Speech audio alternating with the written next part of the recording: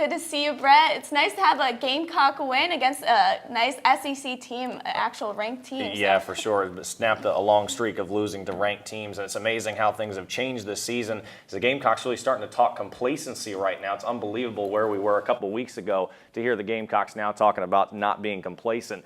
South Carolina's upset win over Tennessee has drastically changed the outlook of its season. The Gamecocks went into their bye week on a 3-game losing streak, and with a worst-in-the-nation points-per-game average of 14, it didn't appear they were capable of competing offensively. Now with Jake Bentley at the helm and back-to-back wins under their belts, the Gamecocks need just 2 more victories to become bowl eligible.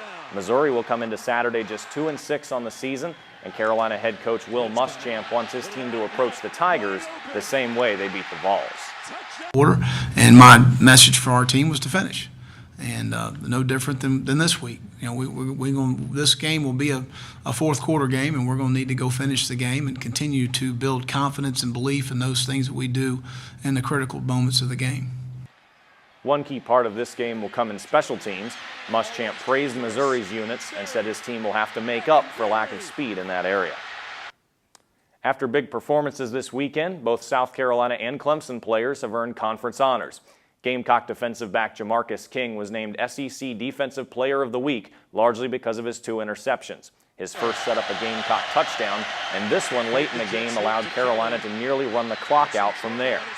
King also had 5 tackles in the game and broke up 2 other passes. Meanwhile, Clemson tight end Jordan Leggett was named ACC Receiver of the Week. He set a school record for tight end yards in a single game with 122 and caught what would be the game-winning touchdown.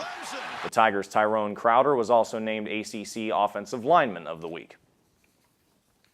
The NFL is determined that a penalty should have been called for a low hit on Panthers quarterback Cam Newton on Sunday.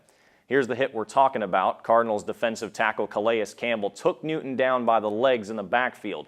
Now, league rules say a defender who's not pushed into the quarterback's legs may not dive or lunge at them in the backfield, but no flag was thrown here. Newton has been critical of referees all season, saying illegal hits he's taking are not being penalized and that he doesn't feel safe on the field. A league source told ESPN's Ed Werder that Panthers coach Ron Rivera spoke with Commissioner Roger Goodell about the issue last night, and that Goodell promised he'd follow up directly with Newton. And we are inching closer to major sports history. Either the Chicago Cubs will win the World Series for the first time in 108 years, or Cleveland will get its second major pro sports title this year after waiting 52 years just for one. World Series Game 6 is tonight at Progressive Field in Cleveland. The Indians had a chance to finish off the Cubs in Chicago Sunday night, but the Northsiders refused to be swept at home at Wrigley Field.